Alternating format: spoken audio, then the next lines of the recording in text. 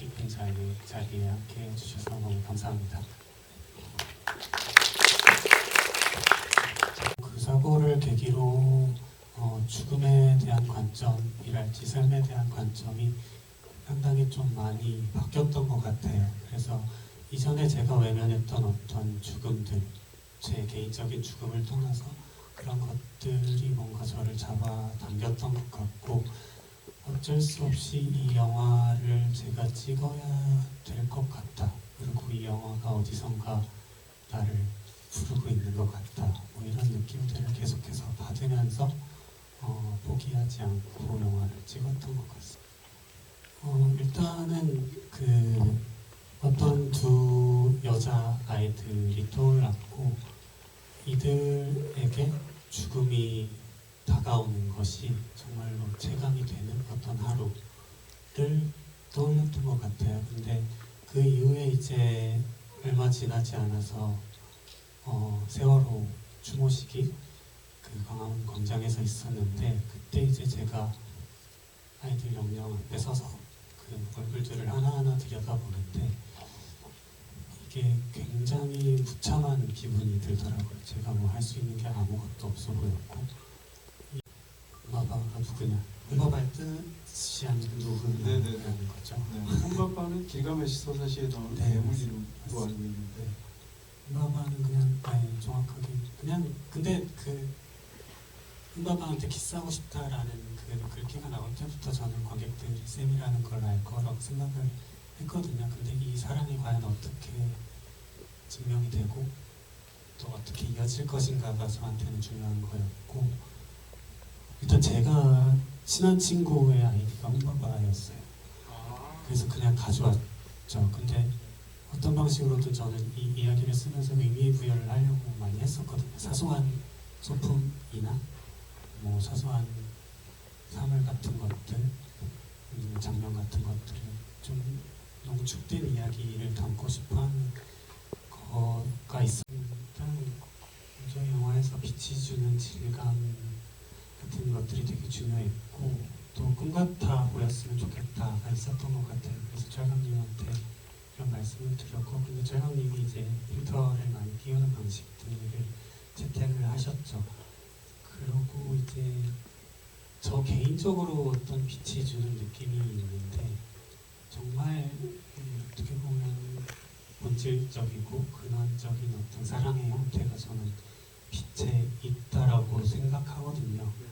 이를테면 제가 새벽에 깨면 그 여명 속에서 좀 굉장히 공포스러운 기분이 들어요. 평소에도 불안하고 무섭고 왠지 죽음이 두렵고 이런 기분이 드는데, 어느 한순간 이렇게 딱 해가 나기 시작하면서 그런 기분들이 싹 사라지거든요.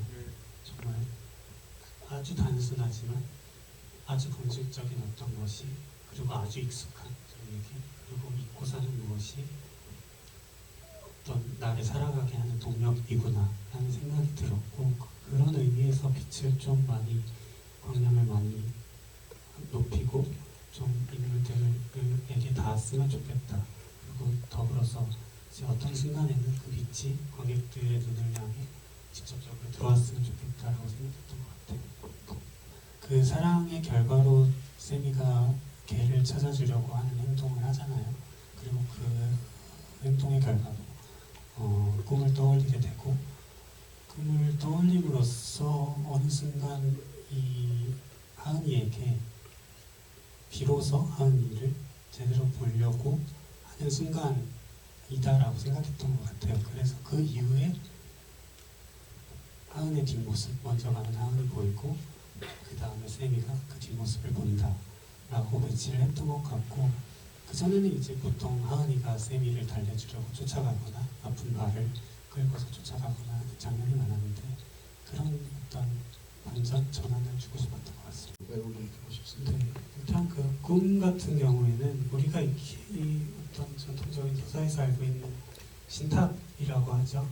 예지 같은 것을 세미가 뭐 무의식적으로든 느꼈을 거라고 생각했어요. 이야기 구조적으로 느꼈고, 그래서 자기의 죽음이 다가오는 것을 이제 어렴풋이 느끼기 시작을 하는 거죠. 그래서 오늘 나는 반드시 하은이한테 고백을 해야 되고 얘랑 같이 있고 싶고 그리고 얘가 혹시나 아프진 않은지 걱정이 되고 하는 거죠. 근데 그 걱정이나 고백이나 사랑이라는 느낌이 초반에는 굉장히 뭔가 이기적인 감정인 것 같기도 해요. 왜냐면 사실 자신의 불안이나 공포를 달래려고 하잖아요. 쌤이 초반에. 근데 이제 그게 다른 방식으로 좀 더 한숨을 들뜨고 누군가를 소유하고 싶고 저 사람이 나만 봐줬으면 하는 그런 어떤 연애의 관점에서 느껴지는 어떤 사랑 같은 것들 혹은 저희가 일본 나는 솔로에서 보는 그런 사랑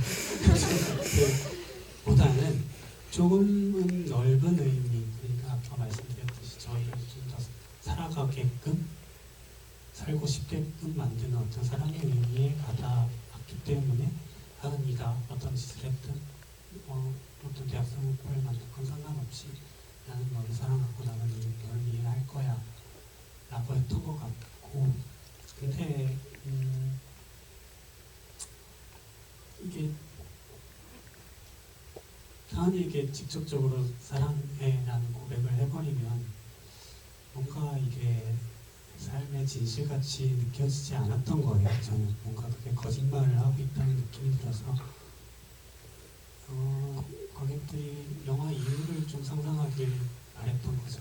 이 앵무새에게 세미가 결국 하은이한테 하고 싶었던 말을 가르치고 세미가 이 세상에서 사라졌을 때 이 앵무새가 하은이한테 어떤 말을 해줄지 같은 것들을 상상했던 것 같습니다. 이 제목에 대해서 처음 제가 들었던 건 2012년경의 친구, 13년경인가요? 아무튼 그때쯤 친구가 너와 나라는 일본 만화책이 있다라고 말을 그냥 했는데 그때 어떤 연유에서인지 모르겠지만 되게 운명적인 느낌으로 이 제목이 저한테 꼭 박혀 있었던 것 같아요. 그러고 나서 이제 제 개인적인 사고를 겪고 난 뒤에 어떤 영화를 생각하게 됐을 때 이 영화의 제목은 너와 나다 라고 생각했던 것 같고 영화가 전체적으로 그럴 텐데 좀 어떤 저희가 확실히 이건 확실해 이건 과거 현재 미래가 있고 너랑 나랑은 다른 객체이고 뭐 남자와 여자는 사랑할 거야 여자와 여자는 사랑하지 않아 뭐 이런 어떤 관념이 있잖아요. 그런 것들의 경계를 계속해서 지우려는 작업이었던 것 같아요. 거기서 오는 어떤 새로운 관점 같은 것들 그리고 앞으로 우리가 어떻게 살아야 할 것이고 어떻게 죽어야 할 것인가에 대한 질문을 던질 수 있을 것 같아 보였어요. 이 영화를 처음에 쓰려고 할 당시에 그 광화문에서 집회가 있었죠. 거기서 생존자 학생이 인사를 하면서 꿈에서라도 내 친구가 찾아와 줬으면 좋겠다라는 말을 했어요. 그때부터 이제 저희 영화는 하은의 꿈에 찾아오는 세미의 이야기가 된 거죠.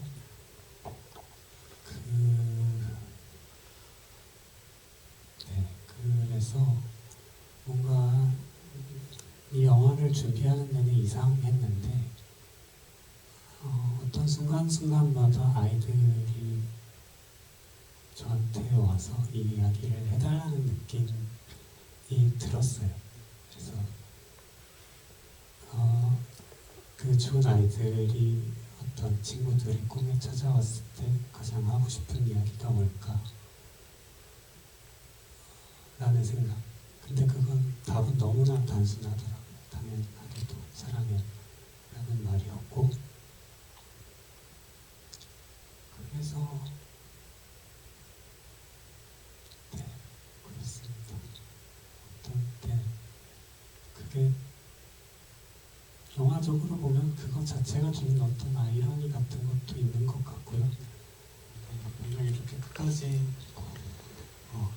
이야기 들어주셔서 너무나 감사하고 영화 봐주셔서 감사하고 저희가 언젠간 저희 모두 죽게 될 거잖아요.